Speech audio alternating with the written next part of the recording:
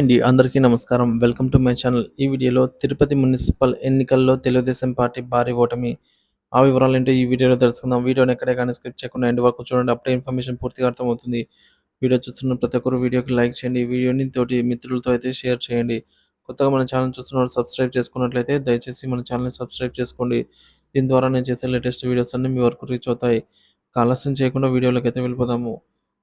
Friends, ఇక వివరాల్లోకి వచ్చినట్లయితే మున్సిపల్ కార్పొరేషన్ 5 స్టాండింగ్ కమిటీ సభ్యుల ఎన్నికలకు తెలుగుదేశం పార్టీ భయపడటం నిజంగా ఆశ్చర్యకరంగా ఉంది. ప్రస్తుతం తిరుపతి మున్సిపల్ కార్పొరేషన్ వైసీపీ ఆధీనంలో ఉంది మరియు ఈ నేపథ్యంలో స్టాండింగ్ కమిటీ ఎన్నికలు నిర్వహించేందుకు కమిషనర్ నారప్పరెడ్డి మౌర్య ఈ నెల 19న షెడ్యూల్ ప్రకటించారు. మొత్తం 5 స్టాండింగ్ కమిటీల సభ్యుల కోసం 25, 26 తేదీల్లో నామినేషన్లు స్వీకరించి అక్టోబర్ 4న ఎన్నికలు నిర్వహిస్తున్నట్టు వెల్లడించారు. అయితే ఈ ఎన్నికల్లో విజయం సాధించలేమని భావించిన టీడీపీ వెనక్కి తగ్గడం గమనార్హం. పర్యవసానంగా అధికార పార్టీ ఎన్నికలను వాయిదా వేయడానికి ప్రయత్నాలు చేస్తోంది.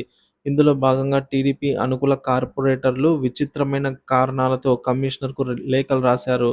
లేఖలో అక్టోబర్ 1, 2, 3 తేదీల్లో ఉప ముఖ్యమంత్రి పవన్ కళ్యాణ్ తిరుపతి పర్యటిస్తారని, 4వ తేదీ నుంచి 12 తేదీ వరకు తిరుమలలో బ్రహ్మోత్సవం నిర్వహిస్తున్నందువలన ఎన్నికలను వాయిదా వేయాలని కోరారు.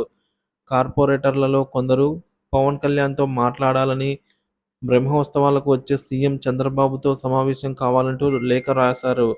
సో, ఈ లేఖ రాయడంతో కమిషనర్ ఈ లేఖలకు స్పందిస్తూ ఎన్నికలను వాయిదా వేయడంపై విమర్శలు వస్తున్నాయి. కేవలం 47 మంది కార్పొరేటర్లు 4వ తేదీ ఉదయం 11 నుంచి సాయంత్రం 3 గంటల వరకు ఎన్నికల్లో పాల్గొనే ఈ సందర్భంలో ఇలాంటి వాయిదా కోరడం హాస్యాస్పదంగా మారింది. ఈ క్రమంలో నామినేషన్ వేయడానికి వైసీపీకి చెందిన కార్పొరేటర్లు మెల్లగా కమిషనర్ అంగీకరించలేదనే సమాచారము. సో, వెళ్ళగా ఈ వాస్తవానికి షెడ్యూల్ ప్రకారం ఎన్నికలు జరగాల్సినప్పటికీ టీడీపీ ఓటమి భయంతో అధికారాన్ని అడ్డుపెట్టుకుని ఎన్నికల వాయిదా వేస్తున్నారని వైసీపీ కార్పొరేటర్లు విమర్శిస్తున్నారు.